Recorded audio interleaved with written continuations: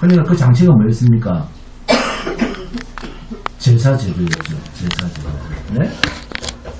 그래서 성도란 이미 죄에서 구별된 존재입니다. 성도, 하나님의 거룩한 백성 이런 뜻이죠. 그런데 여기에 무슨 제사가 있습니까? 거룩한 백성한테는 제사가 따로 필요가 없죠. 왜? 거룩하니까. 그러면 제사가 누구한테 필요합니까? 죄인한테 필요하죠. 네? 그래서 성도에게 율법을 지킵시다. 이 말이 됩니까? 안 됩니까?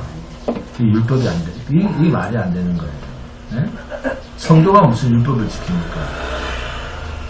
그게 엉터리 종교 의식이에요. 네? 제사.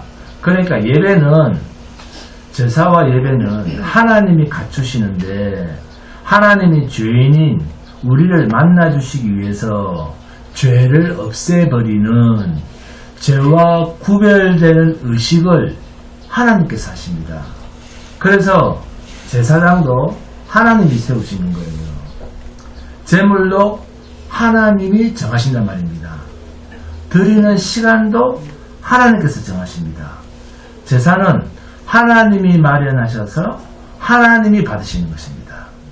오늘 우리랑 똑같이 우리에게 믿음을 주시고 하나님께서 주신 그 믿음을 하나님께서 기뻐하시는 거예요. 네? 왜?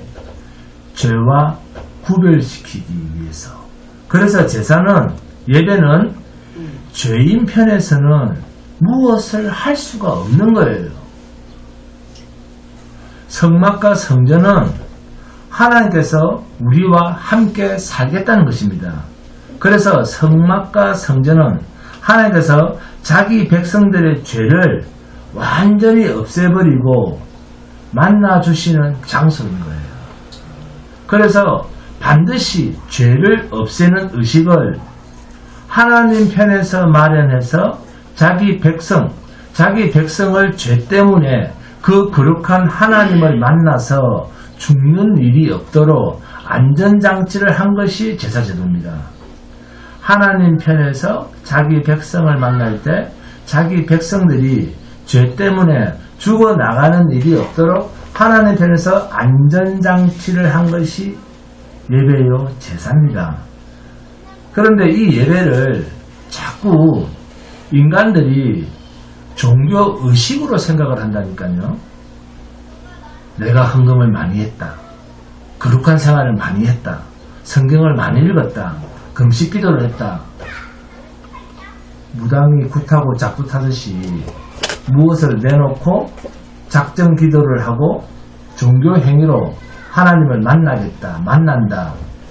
그런 생각은 절대 하시면 안 됩니다. 우리가 이 예배의 자리에 나오는 것까지도 하나님께서 하시는 하나님의 열심입니다. 이 하나님이 어디에 계십니까? 그렇습니다. 여러분 안에 계신다니까요. 다만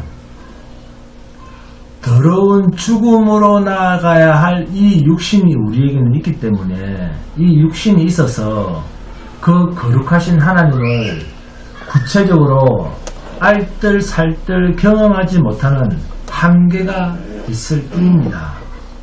그러나 이 더러운 부분, 죄가 마음대로 역사하는 이 육의 부분이 어느 날 딱 끊어지면 그 순간 그 자체로 하나님의 충만하심으로 그대로 경험하게 됩니다.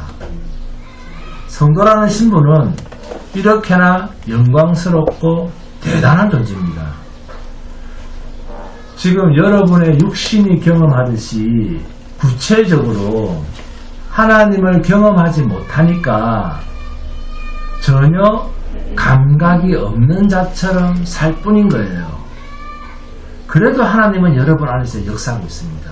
일하고 계십니다. 여러분, 하나님은 성막을 출애굽의 백성들에게, 출애굽을 시킨 당신의 백성들에게 함께 하시기 위해서 성막을 말씀하셨습니다.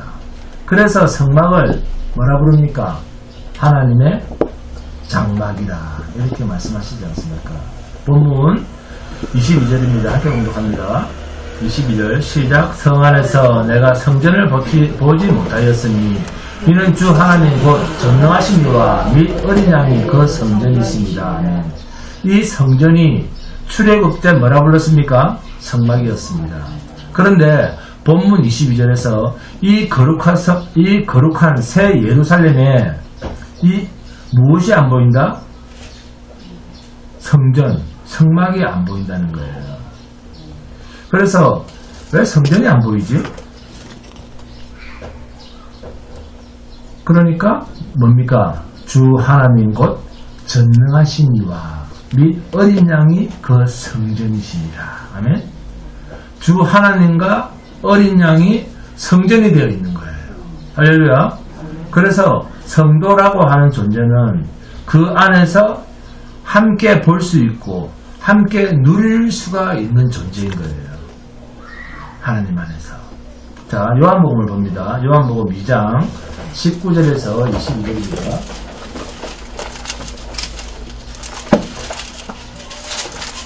요한복음 2장 19절에서 22절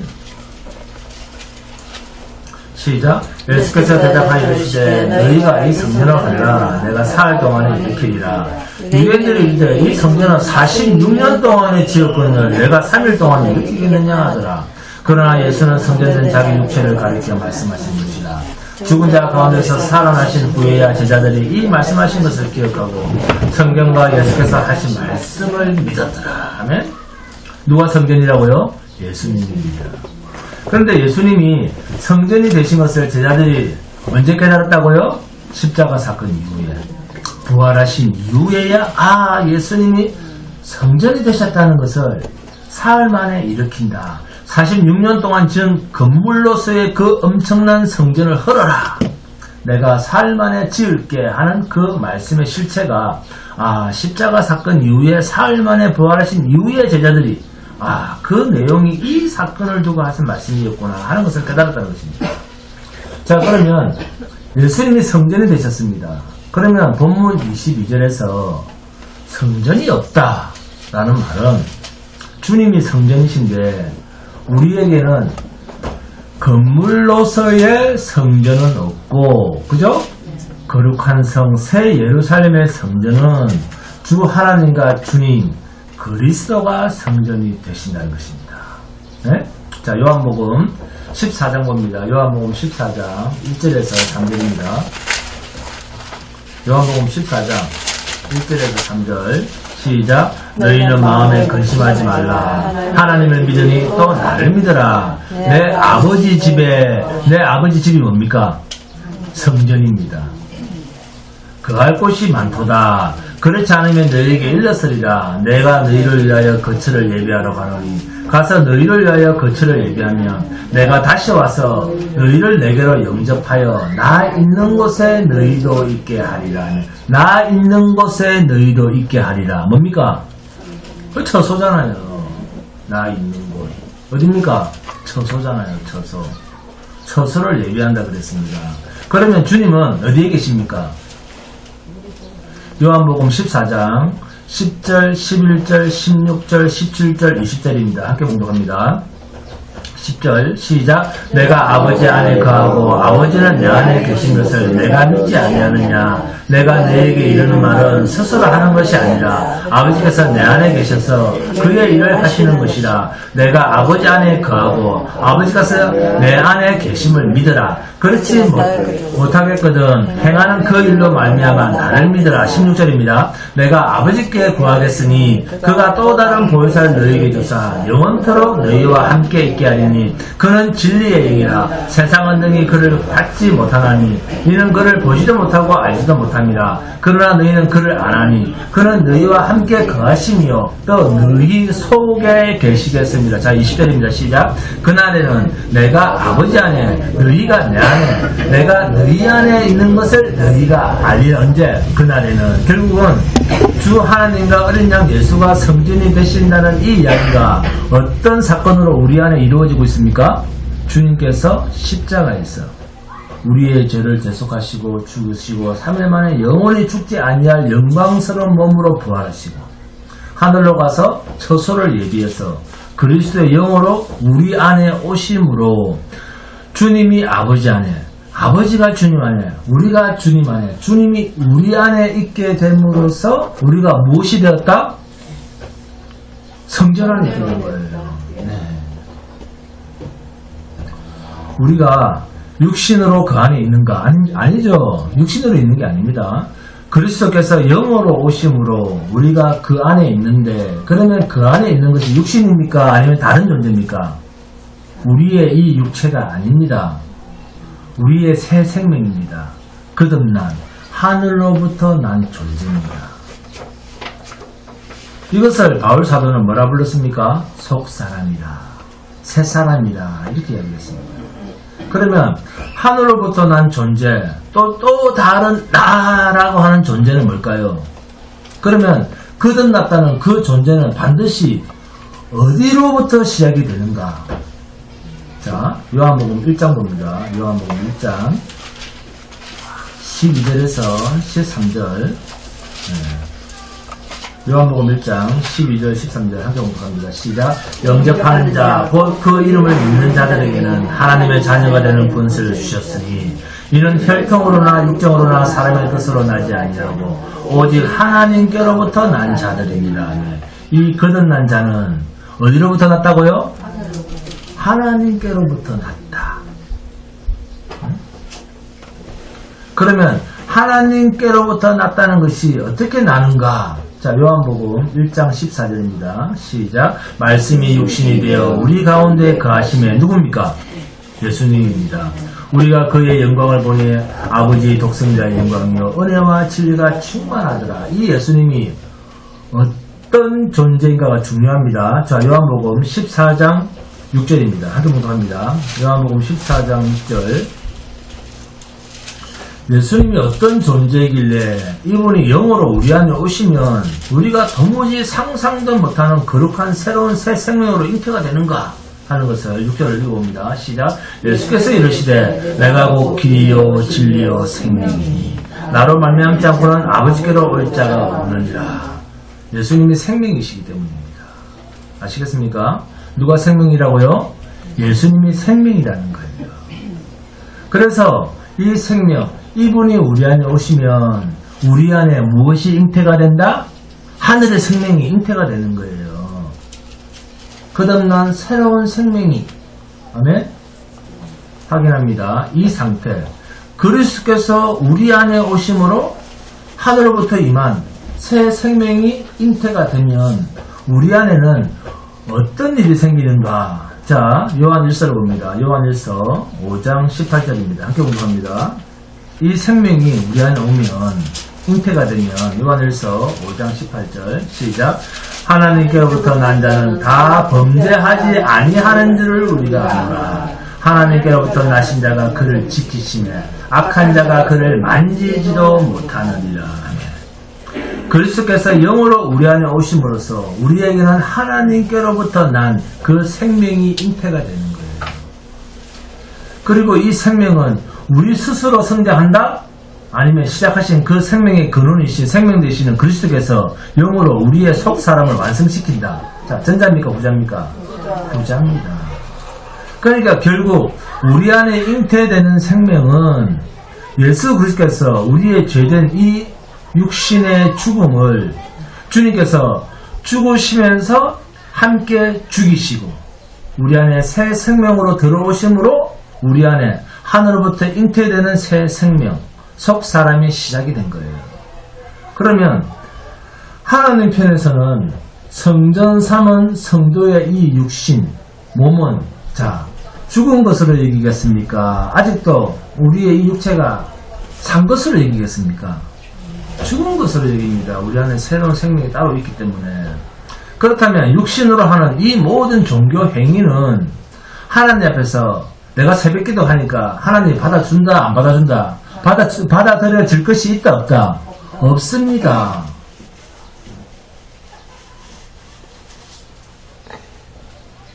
이게 종교와 우리 기독교의 차이점입니다.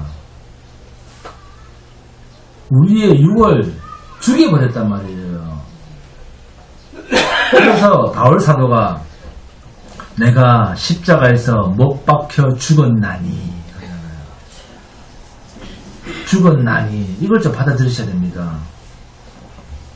할렐루야. 성령의 사역은 우리의 정과 욕심이 십자가에서 못 박혀 죽었다는 거예요. 이걸 증거하고 있습니다. 이게 성령의 사역입니다. 너는 죽은 존재인데 이걸 가르쳐주고 있는 거예요, 우리한테. 성령은. 근데 우리는 이걸 못 받아들이는 거죠. 그러니까 성령이 우리 안에 오셔서 일하시면 우리의 육신은 죽은 것으로 여기는 거예요. 죽은 것으로 여긴다는 말은 하나님 앞에서 무엇을 한다고 그것이 인정을 받거나 해를 받거나 할 게 없다, 그 말입니다. 하나님께서 한번 끝내시면 그건 영원히 끝낸 것입니다. 제가 하나님의 속성을 말씀드리잖아요. 무시무종하시다. 네? 하나님이 시작하시면 그건 끝난 것이다. 하나님이 말씀하시면 그건 끝난 것이다. 시작과 끝은 연결되어 있다, 하나님은. 네? 하나님 십자가에서 우리를 죽였다 그러면 같이 죽었다 그러면 죽은 거예요. 네? 그러니까 하나님을 안다. 그리스도의 생명 안에 있다. 성령이 임하셨다. 하나님의 거룩한 백성 성도다라는 말은 육을 가진 인간편에서는 그 무엇을 해도 하나님 앞에서는 죄다 라는 말과 같은 의미의 전혀 다른 표현입니다. 육신으로 주님 돈을 많이 벌어서 네? 주식이 대박나면 그땐 하나님께서 잘해보겠습니다. 공부를 잘해서 하나님께 영광을 돌려보겠습니다. 그리스도의 증인으로 세상에서 국회의원을 하고 대통령을 해서 하나님께 영광을 돌려보겠습니다.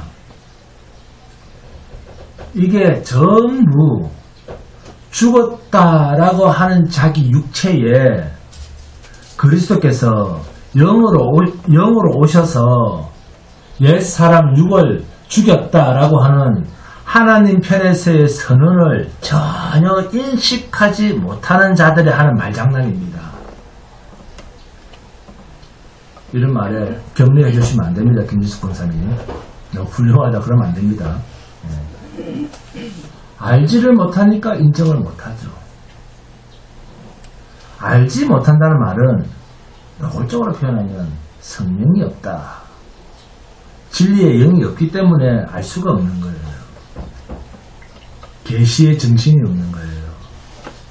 내가 이 세상에 다시 한 번 더 태어나서 결혼을 하고 자식을 낳을 기회를 준다면 우리 아들을 훌륭하게 키울 수 있을 텐데, 내가 정말 진실한 사랑을 할 수 있을 텐데, 내 가족들과 오손도손 잘 살 수 있을 텐데, 이게 다 뭡니까? 인본주의입니다. 감동하지 마세요. 인본주의입니다. 신본주의가 아니에요. 여전히 자기를 믿고 있다, 그 말입니다. 역설적으로 표현하면 자기를 믿기 때문에 그 소리를 하는 거예요. 네? 여러분, 우리에게 똑같이 김일식 권사님, 하나님께서 김일식 권사님을 다시 한 번 더 100년을 더 살 수 있는 기회를 주시면 잘 살 수 있습니까? 100년을 하나님께서. 그렇습니까? 뭐 하나님께 있어. 자, 똑같이 다시 세상을 살 기회가 주어져도 이 세상 자체는 실패하게 되어 있는 곳입니다. 근데 희망을 가지고 계신 모양이다. 네? 우리에게 다시 새롭게 다시 한 번 더 태어나서 다시 살 인생의 기회가 주어져도 우리는 실패할 수밖에 없는 죄된 세상에 살고 있다니까요. 인식이 안 되는 거예요. 이 세상 자체가 죄라는 인식을 못하는 거예요. 네? 우리에게 다시 인생의 기회가 주어져도 우리는 실패할 수밖에 없는 죄된 세상에 살고 있다니까요. 내가 성질이 좀 더럽고 고약하고 못돼서 실패하는 것이 아니라 세상 자체가 망하는 곳이기 때문에 주님 오시면 이 세상을 불로 태워버리잖아요. 세상 자체가 망할 곳이기 때문에 우리가 실패할 수밖에 없는 그 망할 곳에 내가 있기 때문에 실패하는 것입니다. 임지사님 그렇게 생각 안 하십니까? 내게 다시 한 번 더 살 기회를 주면 절대 실패 안 하고 잘할 거야. 이것이 자기를 믿고 있는 불신앙이에요. 불신앙. 자, 실패했다. 그러죠? 실패의 최종적인 열매가 뭡니까? 자, 예전에도 말씀드렸는데 죽음 아닙니까? 죽음. 안 죽으면 실패를 안 하죠. 계속 하면 되니까. 실패하면 또 하고 실패하면 또 왜 안 죽으니까 계속 하면 되는데 실패의 그 마지막 열매가 죽음이거든요. 그럼 더 이상 할 수가 없잖아요. 이 세상은 죽는 곳이라니까요. 그러니까 본문을 살펴보니까 건물로서의 성전이 더 이상 필요가 있다 없다? 없다는 것입니다. 그래서 왜 갑자기 성전이 없는데? 이런 말은 종교인들이나 놀랄 눈이지 성도에게는 당연한 거예요.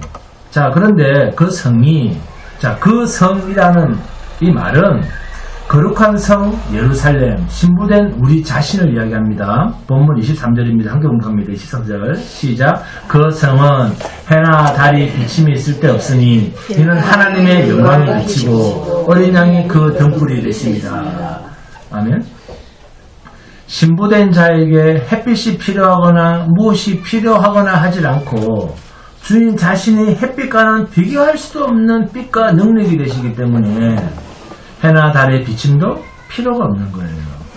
히브리서 8장 5절을 보시면 이 성막이나 성전은 하늘에 있는 것의 그림자 또는 모형입니다.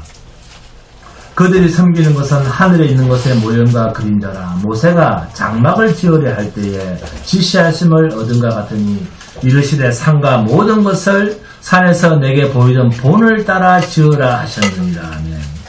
지으라고 하셨던 성막이나 솔로몬에게 허락하셨던 성전은 하늘에 있는 것의 그림자거나 모형인데 그 하늘에 있는 것이 뭐다? 히브리서 9장 봅니다. 히브리서 9장 11절, 12절, 23절, 24절을 보니까 건물로서의 성전이 아니고 주 예수 그리스도라고 히브리서 기자가 정확하게 쓰고 있습니다. 히브리서 9장 11절, 12절, 23절, 24절입니다. 11절부터 시작. 그리스도께서는 장래 좋은 일의 대제사장으로서 손으로 짓지 아니한 것 곧 이 창조에 속하지 아니한 더 크고 온전한 장막으로 말미암아 염소와 송아지의 피로 하지 아니하고 오직 자기의 피로 영원한 속죄를 이루사 단번에 성소에 들어가시느니라. 23절입니다. 그러므로 하늘에 있는 것들의 모형은 이런 것들로서 정결하게 할 필요가 있었으나 하늘에 있는 그것들은 이런 것들보다 더 좋은 제물로 할지니라. 24절. 그리스도께서는 창것의 그림자인 손으로 만든 성소에 들어가지 아니하시고 바로 그 하늘에 들어가사 이제 우리를 위하여 하나님께 나타나시고. 아멘. 여러분, 성도는 성전이 된 자들입니다. 성도가 성전된 자들이고 우리의 원 모델은 뭡니까? 성전의 실체이신 예수 그리스도입니다. 베드로전서 2장 5절입니다. 너희도 산 돌같이 신령한 집으로 세워지고 예수 그리스도로 말미암아 하나님이 기쁘게 받으실 신령한 제사를 드릴 거룩한 제사장이 될지니라. 아멘. 누구처럼 된다고요? 성전의 실제이신 예수 그리스도처럼 된다. 대제사장, 실체이신 예수 그리스도처럼 우리가 그렇게 된답니다. 우리가 성전이 되고 성전을 섬길 제사장이 되고 그래서 우리를 왕같은 제사장이라. 아멘? 아멘 안 하고 보니까 기분 나쁩니까? 왕같은 제사장이라 기분 나쁩니까? 베드로전서 2장 9절 10절입니다. 베드로전서 2장 9절 10절. 그러나 너희는 택하신 족속이여 왕같은 제사장들이여 거룩한 나라여 그의 소유가 된 백성이니 이는 너희를 어두운 데서 불러내어 그의 기이한 빛에 들어가게 하시니 아름다운 적을 선포하게 하려 하심이라. 너희가 전에는 백성이 아니더니 이제는 하나님의 백성이요 전에는 긍휼을 얻지 못하였더니 이제는 긍휼을 얻은 자니라. 아멘. 우리가 이 세상의 성전이 되고 거룩한 제사장이 되는 거예요. 왕들이 되고 우리가 참 따라합니다. 나는 왕이다. 그렇습니다. 나라가 된 거예요. 왕이 되고 나라가 된 거예요. 그런데 이게 우리 안에 이미 이루어진 것입니다. 본문 24절입니다. 만국이 그 빛 가운데로 다니고 땅의 왕들이 자기 영광을 가지고 그리로 들어가리라. 이 세상의 모든 나라가 그 빛 가운데로 다니고 그 빛이 누군데? 어린 양 예수 그리스도입니다. 만왕의 왕이여 만주의 주가 되시는 예수님 그분 자신입니다. 그 빛 가운데로 다니고 그러면 그들이 누굽니까? 그 빛 가운데로 다니는 그들이 누구죠? 그렇습니다. 그러면 만국은 누굽니까? 하나님께 속한 그 나라 아닙니까? 베드로 사도는 이걸 누구라고 했습니까? 그 나라가 누굽니까? 왕이 누굽니까? 나라가 누굽니까? 성도입니다. 성도. 단어만 바꿔놓았지 나라 성도, 제사장 성도, 왕 성도. 땅의 왕들 누굽니까? 땅의 왕들이 들어가래. 땅의 왕들이 누굽니까? 성도. 땅의 왕들이 자기 영광을 가지고 그리로 들어가리라. 그러니까 결국에는 성도가 들어간다 그 말입니다. 이렇게 들어가는 자는 본문 27절에서 무엇이든지 속된 것이나 가증한 일 또는 거짓말하는 자는 결코 그리로 들어가지 못하되 오직 어린 양의 생명책에 기록된 자들만 들어가리라. 그러면 자 땅의 왕들이라는 누굽니까? 땅의 왕들 성도잖아요. 그죠? 성도. 왕같은 제사장 성도잖아요.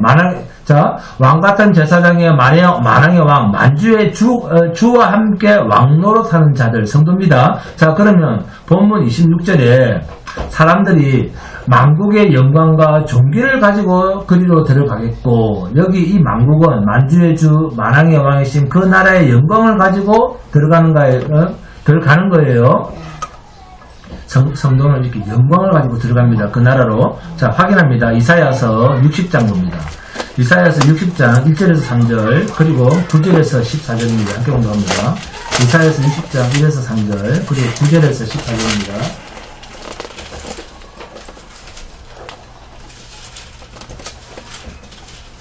이사야서 60장 1절에서 3절부터 시작. 일어나라 빛을 발하라 이는 내 빛이 이르렀고 여호와의 영광이 내 위에 임하였습니다. 보라 어둠이 땅을 덮을 것이며 캄캄함이 만민을 가리려니와 오직 여호와께서 내 위에 임하실 것이며 그의 영광이 누구의 영광입니까? 여호와의 영광이 내 위에 나타나리니 나라들은 내 빛으로 왕들은 비치는 내 광명으로 나아오리라. 자 7절부터 시작. 7절부터 시작. 계달의 양무리는 다 내게로 모일 것이요 느바요스의 순양은 내게 공급되고 내 제단에 올라 기꺼이 받음이 되리니 내가 내 영광의 집을 영화롭게 하리라. 9절입니다.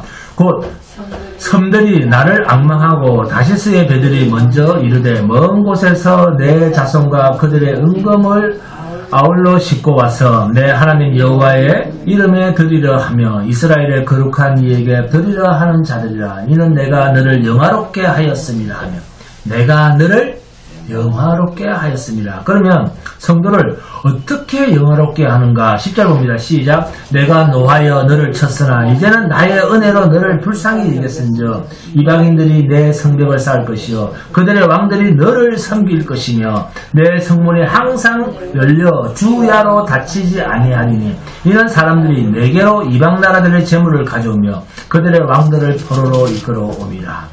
내 성문이 항상 열려. 자 12절 시작. 너를 섬기지 아니하는 백성과 나라는 파멸하리니 그 백성들은 반드시 진멸되리라. 레바논의 영광 곧 잣나무와 소나무와 황량목이 함께 내게 이르러 내 거룩한 곳을 아름답게 할 것이며 내가 나의 발들 곳을 영화롭게 할 것이라. 너를 괴롭히던 자의 자손이 몸을 굽혀 내게 나아오며 너를 멸시하던 모든 자가 내 발 아래 엎드려 너를 일으켜 너를 일컬어 여호와의 성읍이라 이스라엘의 거룩한 이의 시온이라 하리라 하면 회복된 이 성읍이 무슨 성읍이랍니까?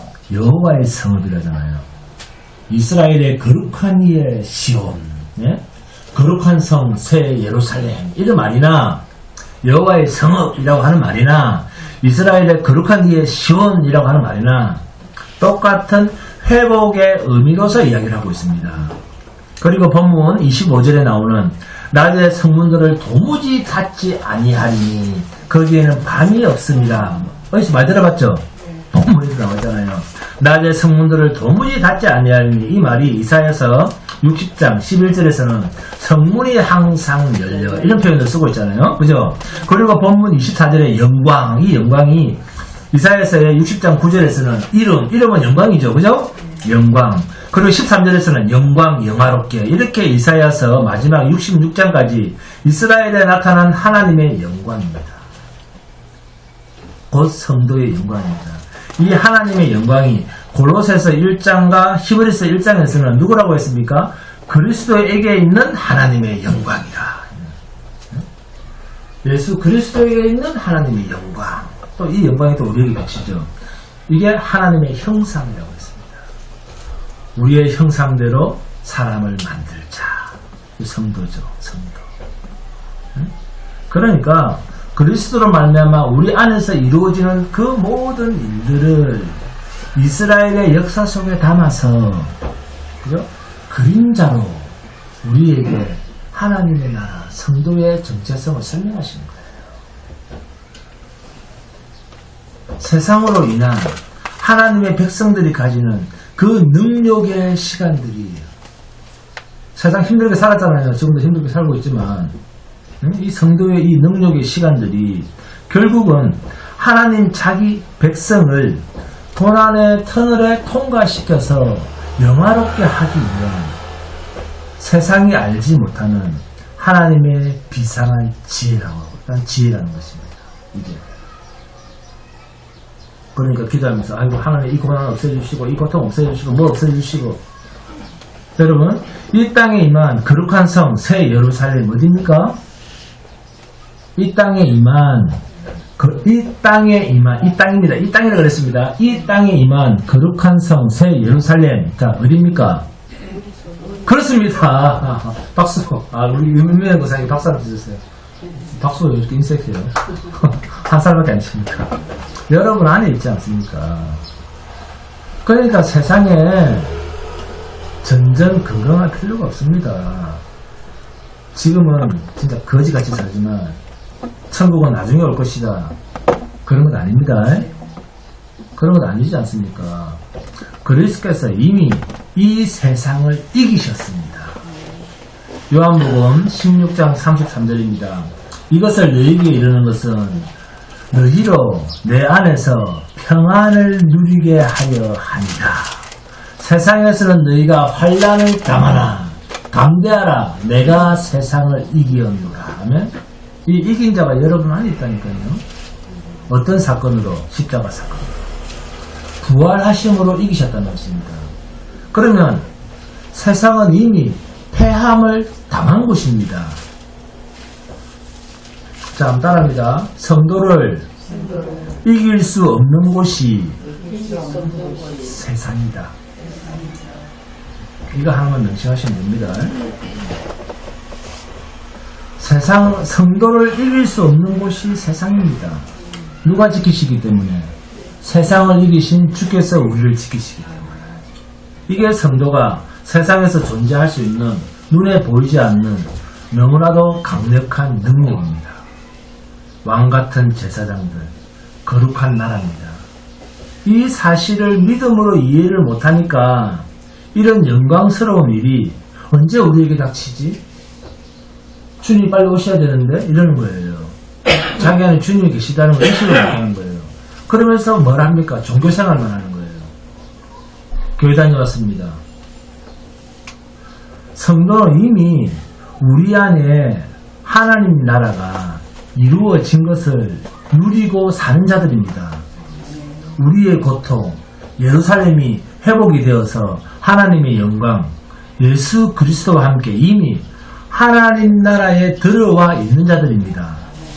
그런데 이 하나님의 나라에 들어오지 못할 자를 구별해서 하나님이 말씀을 하시죠. 본문 17절에 함께 봉독합니다. 시작. 무엇이든지 속된 것이나 가정한 일 또는 거짓말하는 자는 결코 그리로 들어가지 못하되 오직 어린 양의 생명책에 기록된 자들만 들어가리라면, 어린 양의 생명책에 기록되었다 이렇게 말씀하시면서 그 반대로 어떤 말을 하시느냐 하면 속된 것, 가증한 일, 거짓말한 자.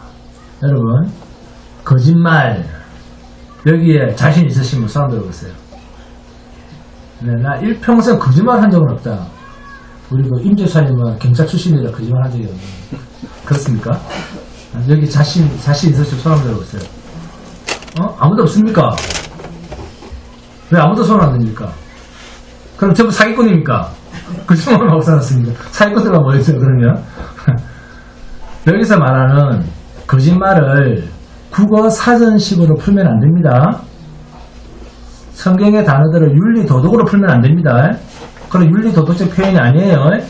본문 27절에 있는 거짓말하는 자, 자 여기에 줄을 긋고 뭐라고 쓰느냐? 요한 1서 1장 6절에서 10절 이렇게 적어 놓으세요. 거짓말하는 자의 줄을 긋고 요한 1서 1장 6절에서 10절 이렇게 적어 놓으세요. 자, 그러면 함께 봉독해 봅니다. 요한 1서 1장 6절에서 10절입니다.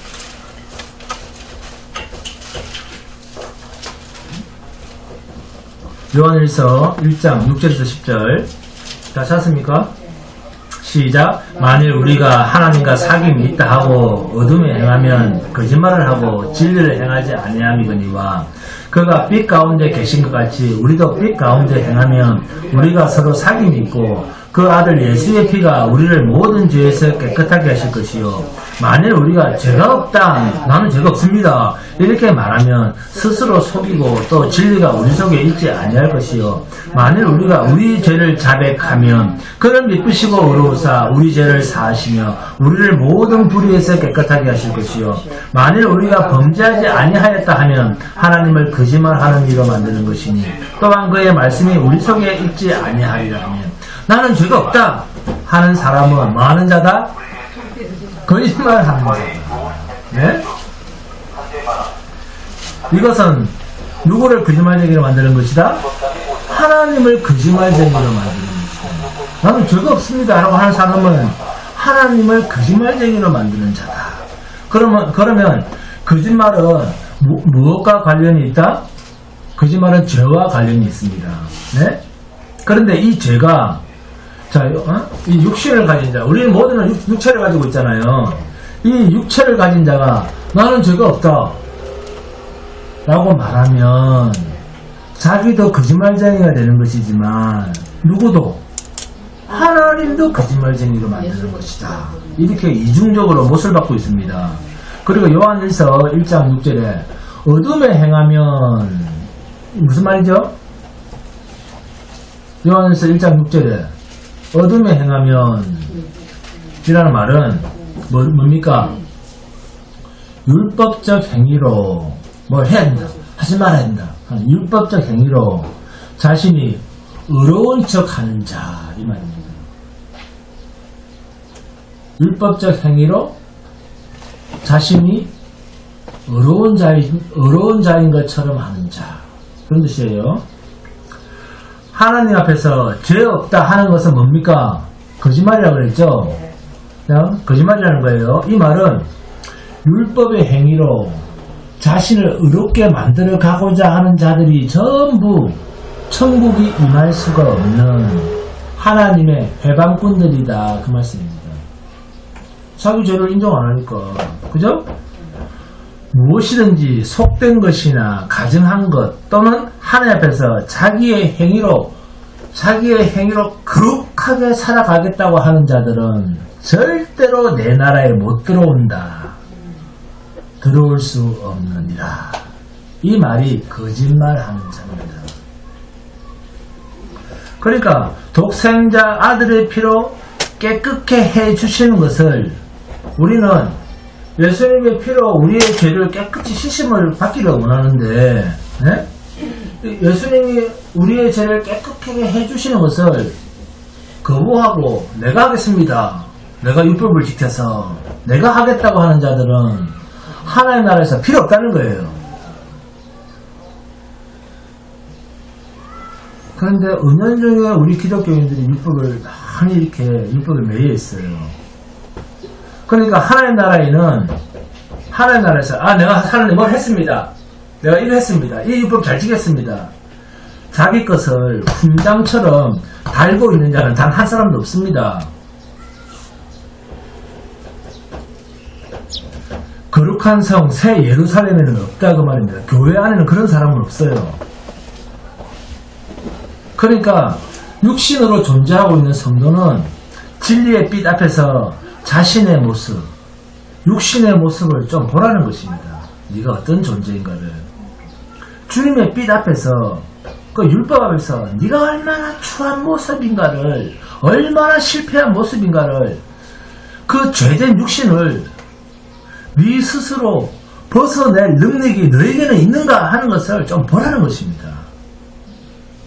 여러분, 어린 양의 혼인잔치는 세상의 모든 저주스러운 것을 끝내고 오직 주님의 생명과 주님의 영광이 준비하는 잔치입니다.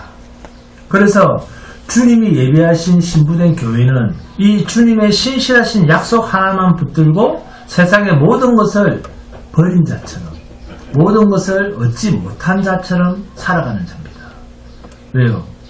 세상에는 주님이 예비하시고 우리에게 담아두신 하나님의 영광과 바꿀 수 있거나 거기에 채워 넣을 것이 있는 그런 것이 없기 때문에, 이 세상 것을 가지고 하나님 이 다이아몬드 이거 진짜 귀한 건데 하면서 하나님 나라에 갖다 놓을 것이 없어요. 이 세상에는 그 어떤 것도 하나님이 이 세상 것을 받지 않습니다. 그리고 이 세상 것은 또 성도에게도 담을 것이 없습니다. 갖고 갈 것도 없어요. 이 세상에는.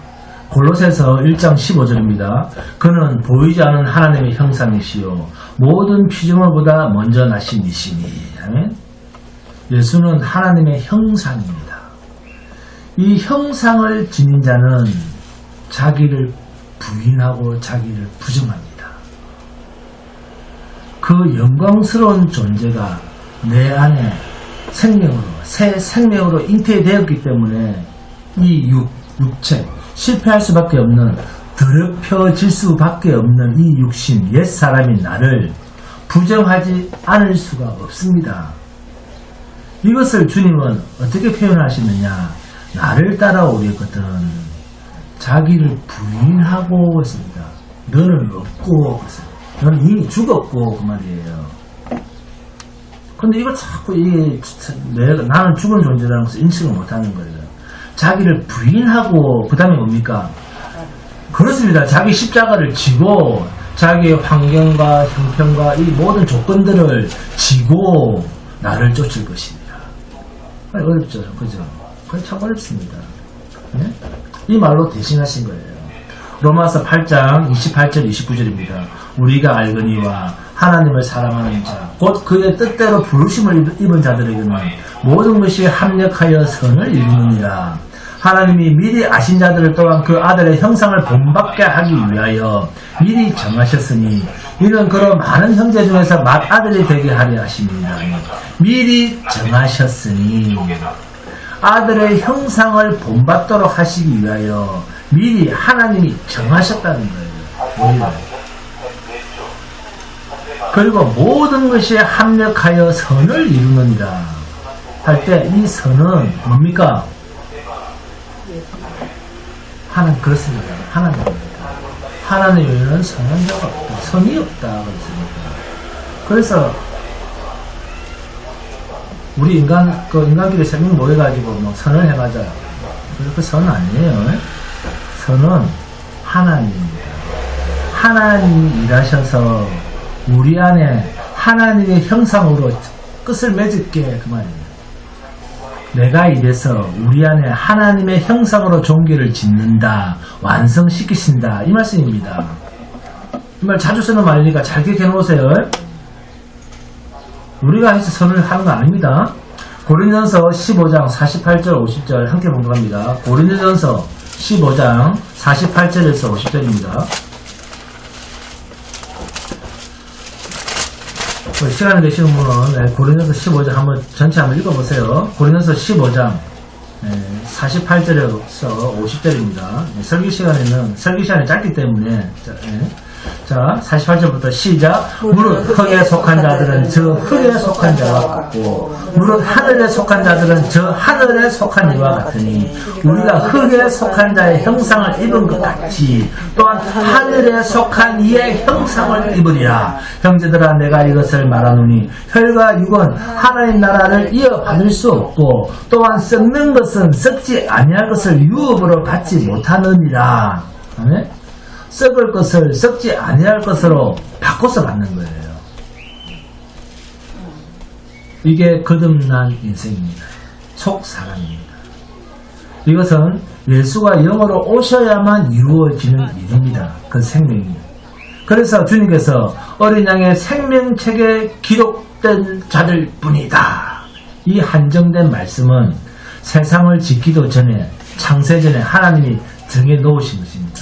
그 수를 이 하나님이 정해놓으신 그 생명책에 기록된 자들만 때를 따라 나는 아무것도 할 수 없다라고 하는 완전히 두 손 들고 항복하는 저와 여러분에게 주신 하나님께서 거저 주신 믿음의 선물입니다. 이 선물 붙들고 제발 주변에 거룩한 척하는 그 종교인들의 눈치 보지 마시고 세상을 좀 당차게 살아가는 복된 성도가 되시기를 주님 이름으로 축원드립니다. 감사합니다.